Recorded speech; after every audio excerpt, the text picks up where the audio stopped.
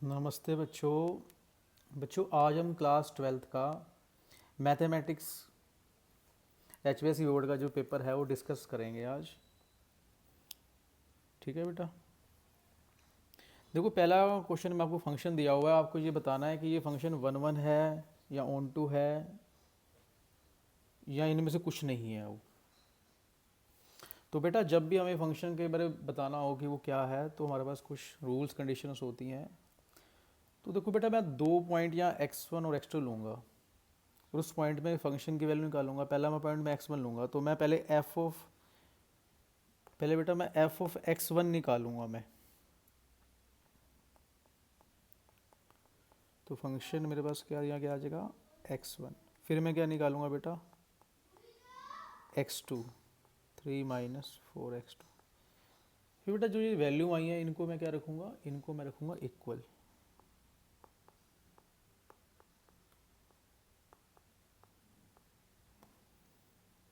तीन से तीन कट जाएगा बेटा, माइनस से माइनस कट, देखो यहाँ से अगर रखेंगे तो माइनस माइनस भी कट जाएगा, 4 से 4 बचेगा क्या x1 इक्वल टू x2। बेटा अगर ये कंडीशन रहती तो हम क्या कहते हैं फंक्शन क्या है वन वन। तो ये वन वन फंक्शन तो है। फिर हमें अगर चेक करना हो कि फंक्शन ऑन टू क्या होता है बेटा कि y की हर वैल्यू के लिए कोड डोमेन के लिए कि उसकी एक प्री इमेज रहती है उसमें।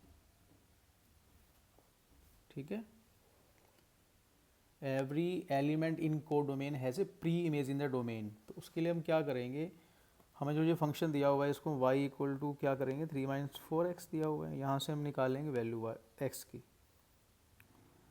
तो बेटा यहाँ 4x अगर मैं इधर ले आऊँ क्या बन जाएगा 3 माइनस वाई और x क्या बन जाएगा 3 माइनस वाई अपॉन 4। अब इस x की वैल्यू को इस फंक्शन में मैं पुट कर दूंगा।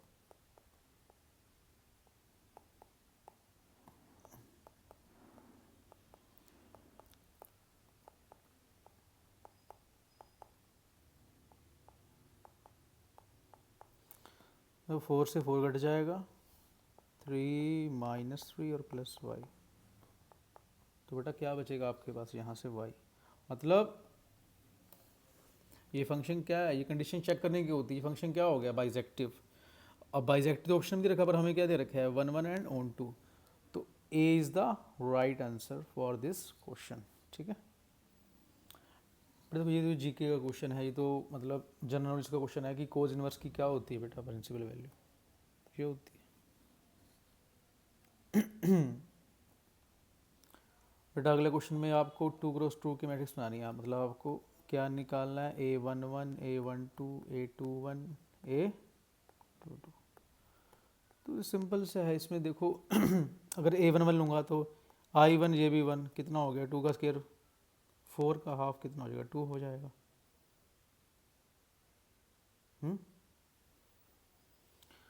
तो 2 बचेगा ना बेटा यहाँ पे। फिर 1 और 2 1 प्लस 2 3 का स्केयर 9 9/2। फिर यहाँ पे 2 और 1 9/2। फिर 2 प्लस 2 4 4 का स्केयर कितना होता है बेटा 16 16/2 कितना होएगा 8। तो बेटा ये आंसर है।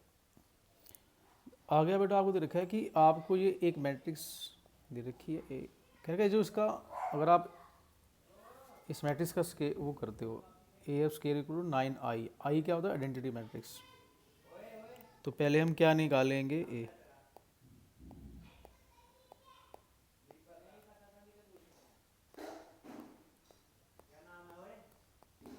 तो क्या बनेगा बेटा यहाँ पे x square plus 0 0 plus 0 2x plus 6 0 plus 9। बेटा ये आपको किसके इक्वल दिया हुआ है, बेटा ये आपको इक्वल दिया हुआ है 9i, मतलब कि 9009। बेटा एक तो वैल्यू आ गया x इक्वल टू 9, क्या आ जाएगा x equal two plus minus 3। और सेकंड बेटा क्या आएगा 2x प्लस 6 इक्वल टू 0 और 2x इक्वल टू माइनस 6। तो बेटा हमें तो x की वैल्यू लेनी है ना कि जो दोनों के लिए क्या करे सेटिस्फाई। अगर ये वैल्यू दोनों के लिए सेटिस्फाई नहीं करेगी तो हम क्या कहेंगे, तो जो ये -3 वैल्यू है बेटा कि यही क्या है इसका, यही इसका राइट आंसर है। क्योंकि अगर आप यहाँ 3 लोगे तो फिर वो 9 बन जाएगा, ऊपर वहाँ तो 0 है। तो यहाँ पे x मस्ट भी क्या होना चाहिए, x मस्ट भी इक्वल टू -3, ठीक है, x -3 होना चाहिए, ठीक है। तो C is the right answer for this. बेटा आसान पेपर। अगला क्वेश्चन देखो, आपको क्या दे रखा है कि आपको k की वैल्यू निकाल रखी है और क्या रखा है कि फंक्शन किस पे कंटिन्यू है, 1 पे। बेटा जब फंक्शन किसी भी उस वैल्यू पे कंटिन्यूस क्या होता है तो उसकी लिमिट भी तो क्या होता है बताओ। अगर फंक्शन कंटिन्यूस है उस वैल्यू पे तो लिमिट ऑफ x जिस पे भी कंटिन्यू, अब इसमें हमें 1 पे कंटिन्यू दे रखा है तो वो क्या होती है, बराबर होती है value. Limit of function at that point और value function at that point. तो लिमिट में अगर निकालूंगा इसकी limit x approaches to 1, x square है -1 x -1, तो x -1 x +1, ठीक है बेटा, ये कट जाएगा लिमिट। तो बेटा यहाँ पुट करूँगा मैं इसकी वैल्यू, x की वैल्यू क्या पुट करूँगा, 1 + 1 क्या आ जाएगी 2। और ये किसके इक्वल था, f(1) की, और f(1) बेटा किसके इक्वल है, मतलब उसने क्या रखा है कि f(1) पे उसकी वैल्यू क्या है, k है। तो k इक्वल टू क्या आएगा बेटा 2। तो 2 is the right option for, ठीक है।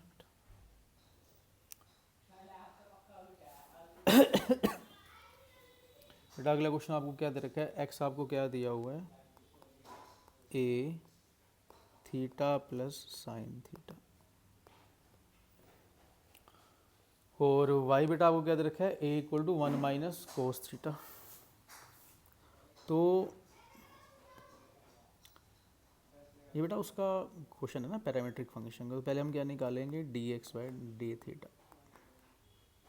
बेटा ये तो कांस्टेंट ही है तो उसकी क्या हो जाएगी यहाँ से 1, साइन की क्या होती है बेटा कोस थीटा। ऐसे आप क्या निकालेंगे dy/d थीटा। ये तो एक कांस्टेंट ही है, 1 की 0 होती है, उसकी क्या हो जाएगी माइनस, पर माइनस बाहर ही है तो वो माइनस माइनस क्या हो जाएगा प्लस साइन थीटा, ठीक है बेटा। ये वैल्यू क्या हो जाएगी यहाँ से। अब हम इसको आपस में क्या करेंगे बेटा, इसको अब हम आपस में डिवाइड करेंगे।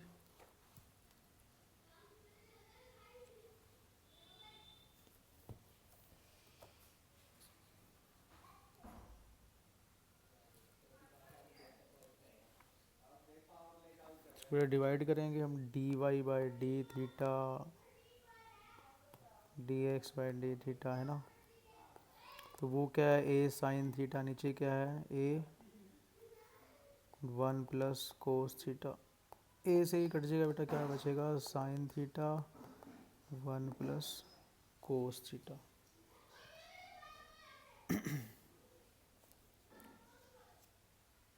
ठीक है बेटा। और ये बेटा अगर मैं इसमें लिखना चाहूँ बेटा साइन थीटा को मैं क्या लिख सकता हूँ 2 साइन थीटा/2 कोस थीटा/2, और इसको क्या लिखूँगा मैं 2 कोस स्क्वायर थीटा/2। 2 से 2 कट जाएगा बेटा, एक कोस से एक कोस कट जाएगा तो बचेगा क्या साइन थीटा/कोस थीटा/, तो वो क्या हो जाएगा बेटा टेन थीटा/2। तो ये रहेगा बेटा इसका answer, ten थीटा/2 is the right answer. बेटा अगला क्वेश्चन देखो, आपको फंक्शन दिया हुआ, फंक्शन का डेरिवेशन दिया हुआ है। आप देखो, आप इसको t मान लो 1 प्लस log x को, तो dt बाय क्या बन जाएगा 1 का सी log x की क्या होती है बेटा 1/x, क्या बन जाएगा dx, और ये क्या बन जाएगा आपके पास 1/t इंटू डी टी, क्या होती है इसकी log ऑफ टी। टी बेटा आपने क्या माना था 1 प्लस log x, और सी तो बेटा लगाते ही हैं आप। तो ये बेटा आपका क्या रहेगा right answer, C is the right answer. बेटा अगला क्वेश्चन देखो आप ध्यान से कि अगर मैं इसको ब्रेक कर लूँ,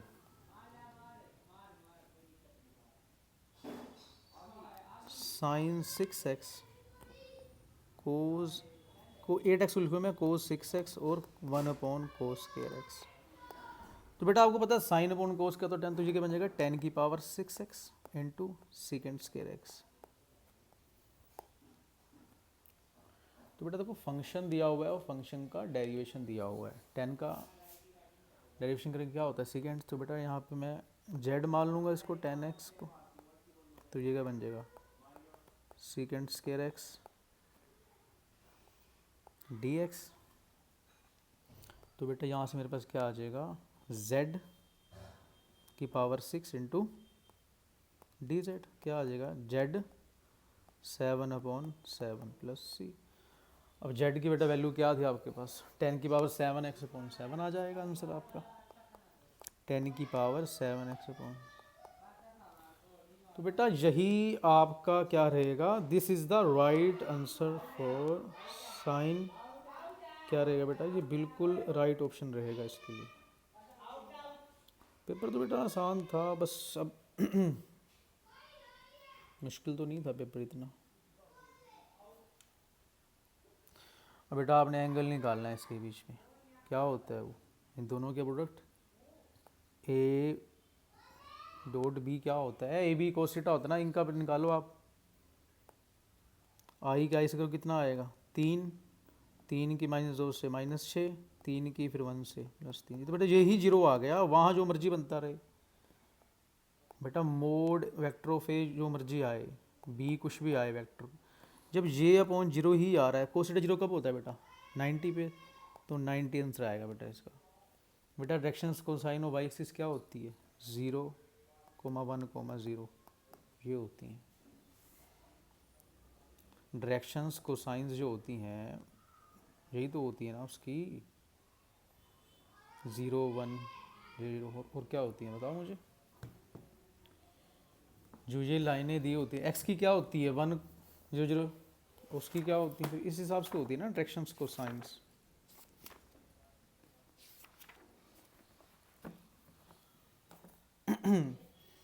बेटा अगले क्वेश्चन में देखो आप जी क्या दे रखी है वैल्यू, ये डिग्री बताओ इसमें। अरे साइन आ गया, अरे साइन की उसमें ये आ गया, तो क्या है डिग्री नॉट डिफाइन। अब अगले क्वेश्चन में पूछा हुआ है बेटा आपसे कि ये तो फॉर्मूला बेटा आपको पता है ना, वो यूनियन वाला जो फॉर्मूला होता है बताओ। ये तो बेटा यूनियन वाला फॉर्मूला होता है पी ऑफ ए, तो सबसे आसान क्वेश्चन है ये। इंटरसेक्शन की पहले वैल्यू निकालनी है बेटा, इसमें वो वैल्यू निकल जाएगी तो आपका आंसर भी आ जाएगा। बताओ मुझे P of A union B क्या होता है, P of A plus P of B set की चीज़ें हैं, minus P of A intersection B. बेटा ए यूनियन बी क्या है आपके पास 3/5, पी ए ऑफ ए क्या है 3/10 प्लस पी ऑफ बी क्या है 2/5 माइनस। तो बेटा इनको ऐड कर लो ना आप, बताओ इनको ऐड करेंगे क्या बनेगी वैल्यू।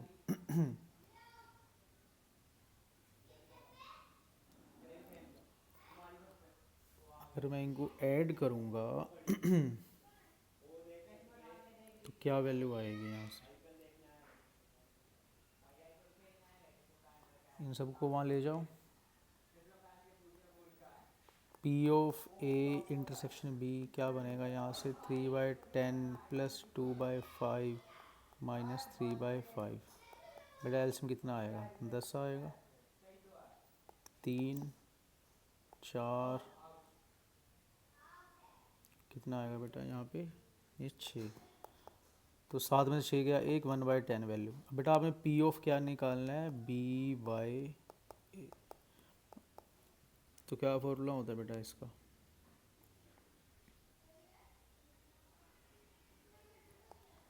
ए इंटरसेक्शन बी अपॉन में ये कितना आता है बेटा 1/10 और ये कितना है पी ऑफ ए बेटा पी ऑफ ए कितना आपके पास 3/10। तो बेटा देखो 10 से 10 कट जाएगा, क्या बचेगा 1/3 आंसर आ जाएगा इसका।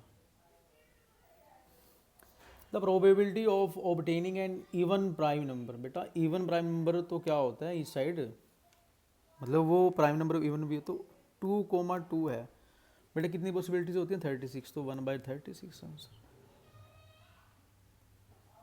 बेटा इसमें बताना आपको, तो आता था आपको 2 - 20 इक्वल टू 2x² - 24 -18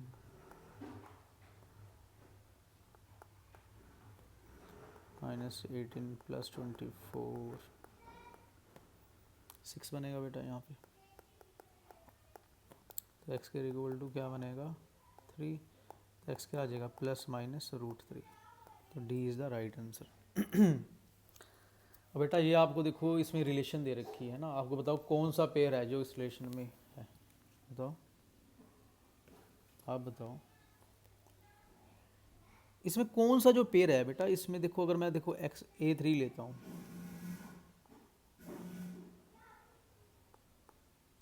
तो B क्या आ रहा है बेटा, B तो 5 आ रहा है, उसने कहा B तो मेरा 6 से बड़ा होना चाहिए, तो ये तो नहीं आएगा। ये लेता हूँ पेयर A6, तो B क्या बनेगा बेटा 8। हाँ ये पेयर सेटिस्फाई करोगे, इसमें B क्या आ रहा है >6, तो ये बेटा राइट आंसर रहेगा। अब बेटा आपको जब आपको ये कार्टेशियन फॉर्म में दे रखी हुई इक्वेशन तो कैसे कन्वर्ट करते हैं उसको बताओ। तो सबसे आसान क्वेश्चन है, इसमें तो मुश्किल भी नहीं होनी चाहिए। बेटा अगर मैं इसको कंपेयर करूँ इस इक्वेशन से,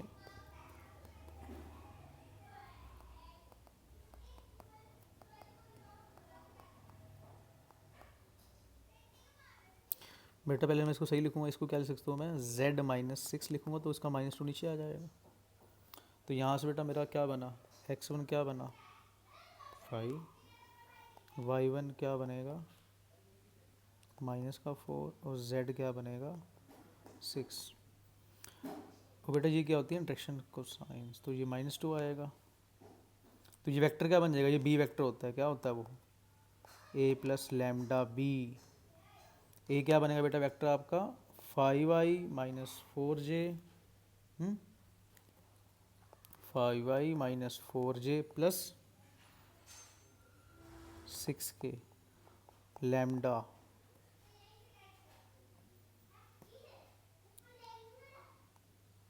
(7i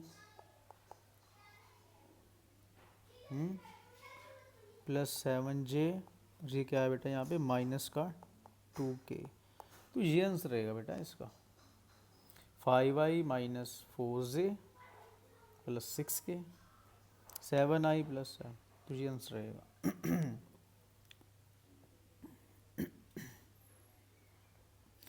बेटा देखो ये क्वेश्चन डेफिनेट इंटीग्रेशन का जिसमें एरिया अंडर द कर्व हम निकालते हैं, ये उसका क्वेश्चन है। ये भी क्वेश्चन इतना मुश्किल तो नहीं था, आसान क्वेश्चन था ये, आपके जैसे एग्जांपल दिया होगा आपको उसमें। देखो ना y² 4x इक्वल क्या क्या होता है कि जी इस साइड बनेगा, हमें क्या देखा y = 3, तो ये y = 3 है। y = 3 का मतलब क्या होता है कि a line parallel to x axis, और हमें ये भी कह रखा है कि y एक्सिस हो, मतलब y एक्सिस क्या होता है x = 0। तो यहाँ से चलेगी लिमिट, ये रीजन निकालना हमें। तो बेटा क्या बन जाएगा इसका, क्योंकि ये वैल्यू 3 है बेटा, ये 0.0,3 और ये क्या है 0,0। हमें यहाँ से यहाँ जाना है, तो लिमिट क्या बनेगी 0 से 3 x dy। अब x क्या बनेगा बेटा यहाँ से y² / 4, तो वैल्यू पुट कर दो उसकी।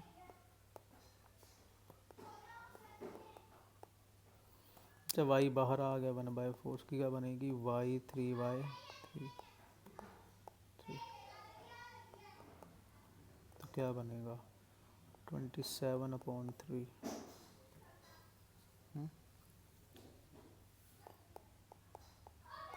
9/4 इज द राइट आंसर। तो ये आंसर आएगा बेटा 4। बेटा ये सबसे आसान क्वेश्चन है, इसको तोड़ लो आप। dy/dx को किस में लिखोगे, इसको ex इंटू ई वाई। तो बेटा जब वहाँ जाएगा ई वाई उसके बाद माइनस हो जाएगी, माइनस डी वाई और ई एक्स डी एक्स इंटीग्रेशन कर दो, माइनस ई वाई ई एक्स प्लस सी।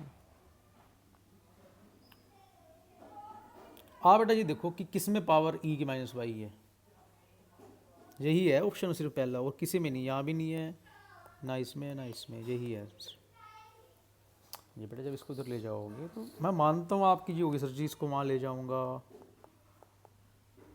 हाँ माइनस सी को एक कैपिटल सी से रिप्लेस कर देंगे यहाँ से, ठीक है।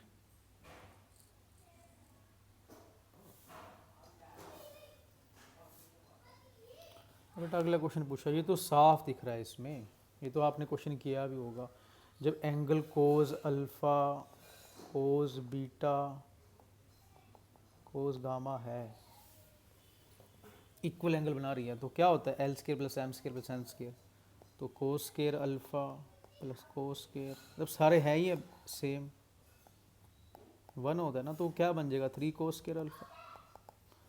तो कोस स्केयर अल्फ़ा क्या बन जाएगा 1/3, और कोस अल्फ़ा क्या हो जाएगा प्लस माइनस। तो ये तो ठीक है ना, वैल्यू ट्रू आ गया सबके लिए। तो इसमें बेटा पहला ऑप्शन ही मेरे ख्याल से सही रहेगा, ठीक है, पहला ऑप्शन। क्योंकि अगला भी उसने क्या रखा है, ये तो एक स्टेटमेंट है कि अगर कोई vector alpha beta gamma angle बनाता है तो उसकी डायरेक्शन कोसाइन सही होंगी, कोस alpha cos beta cos gamma.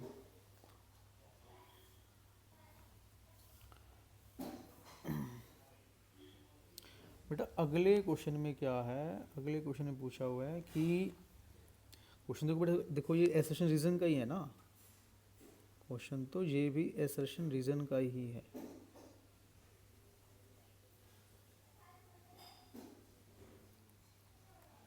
Formula तो आपको पता ही है क्या होता है, पी ऑफ यूनियन क्या होता है 0.6 दे रखा है, P of A 0.4, P of B क्या दे रखा है आपको, पी, और इंटरसेक्शन क्या दे रखी है बेटा आपको। बेटा जो मोस्टली एक्सक्लूसिव इवेंट होते हैं उनकी तो इंटरसेक्शन क्या होती है, 0 होती है, तो 0 ही आएगी। तो 0.6 माइनस 0.4, पी क्या आ गया 0.2। हाँ बेटा ये ठीक है बात। नहीं नहीं ये तो होता ही नहीं, अरे जो मोस्टली जब उनका इंटरसेक्शन 0 होता है तो ये 0 आएगी, तो ये क्या है रॉन्ग, इसलिए क्या है एसर्शन ट्रू है, रीजन इज फॉल्स। तो C is the right answer. बेटा देखो अगला क्वेश्चन आपका क्या है कि आपको प्रूव करना है कि ये रिलेशन इक्विवेलेंस है या नहीं। बेटा कोरिलेशन इक्विवेलेंस कब होती है बताओ, जब वो रिफ्लेक्सिव भी हो, जब वो सिमेट्रिक भी हो, और जब वो क्या हो ट्रांजिस्टिव भी हो। तो बेटा इसमें साफ कह रखा है उसने आपको कि let T be the set of all triangles in a plane with R a relation in T is given by T1 T2 are congruent. बेटा आप देखो कोई भी ट्रायंगल क्या होती है आपस में, क्या अपने आप में तो क्या होती है कॉन्ग्रुएंट होती है ना। अगर वो आपस में अपने में कॉन्ग्रुएंट तो बेटा T, T क्या हुआ, वो तो इससे बिलोंग करेगा, तो ये क्या हो गया रिफ्लेक्सिव भी होगी। फिर अगर T1 T2 के कॉन्ग्रुएंट हैं भाई, अगर एक ट्रायंगल ए ट्रायंगल बी के कॉन्ग्रुएंट, तो ट्रायंगल बी भी तो उसके अगर T उसके कॉन्ग्रुएंट है T2 के, तो बेटा T2 भी तो T1 के कॉन्ग्रुएंट होगा, और T2 T3 के होगा। तो ये तो आपस में इसलिए क्या हो गया बेटा ये रिलेशन सिमेट्रिक भी है इससे। तो ये सारी कंडीशनें क्या करेगा सेटिस्फाई, इसलिए हम इससे साहब इसको प्रूव कर लोगे। ये तो बेटा देखो आपको ए डैश से मल्टीप्लाई करके इसका आंसर निकाल देना था। और ये बेटा ये इससे आसान क्वेश्चन क्या होगा, ये तो आपका बिल्कुल ही एनसीईआरटी की एग्जाम्पल से क्वेश्चन है। अगर आपने ये भी क्वेश्चन छोड़ दिया, इससे आसान क्या होगा, ये क्वेश्चन भी आपने छोड़ दिया, वॉल्यूम वाला क्वेश्चन, तो ये तो आपका एग्जाम्पल दे रखा है एनसीईआरटी में, इससे आसान क्वेश्चन क्या होगा भाई? वॉल्यूम उस क्यूब की मान लो, उसकी एज जो साइड एक्स मान लो, तो उसकी वॉल्यूम क्या होगी? X cube.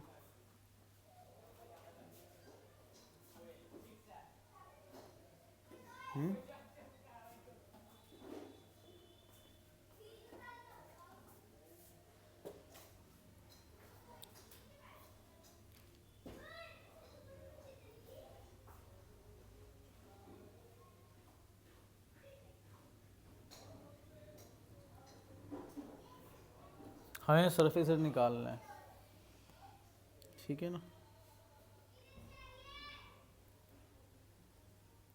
आप मुझे बताओ कि सरफेस एरिया क्या होता है? सिक्स, अब यहाँ एक्स है तो क्या होगा? 6x² यही होगा। तो dv/dt बेटा क्या होगी? 3x² ठीक है। और ds/dt क्या होगी? The rate of change of 12x होगी। हमें दिया गया the rate of change of क्या दे रखी है उसकी? 8 क्यूबिक सेंटीमीटर पर सेकेंड, ठीक है। तो हमें 3x² dx/dt क्या दे रखी है बेटा? इक्वल टू dv/dt 8 दे रखा है हमें बेटा, 8 सेंटीमीटर पर सेकेंड, ठीक है। तो यहाँ से बेटा क्या वैल्यू आएगी इसकी? यहाँ से dx/dt की क्या वैल्यू आएगी बेटा?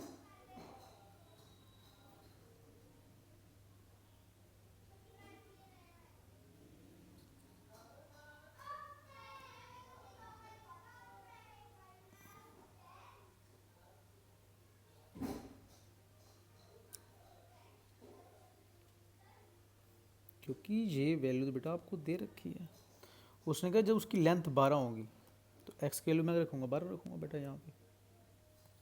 3 इंटू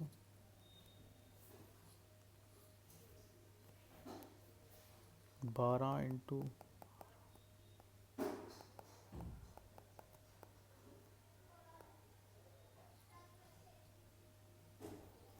तो बेटा यहाँ से dx/dt की वैल्यू कितनी आ जाएगी? क्योंकि 12 144 होता है, 144 को 3 से करो कितना आएगा? 432। तो उसने पूछा dx/dt पूछा आपसे, वो कितना था? 12x या dx/dt भी तो आना था बेटा। 8 इंटू 432 और x कितना लेना था हमने? वो बेटा वो भी 12 लेना है ना हमने यहाँ से। तो बेटा 12 से 12 कट, उसका 144 कट जाएगा, बचेगा क्या? 8/3। तो ये आंसर आएगा बेटा। इससे आसान क्या होगा मुझे ये बताओ? ये तो आपका एग्जाम्पल दे रखा था, ये तो आपको सीधा एग्जाम्पल दे रखा था बेटा।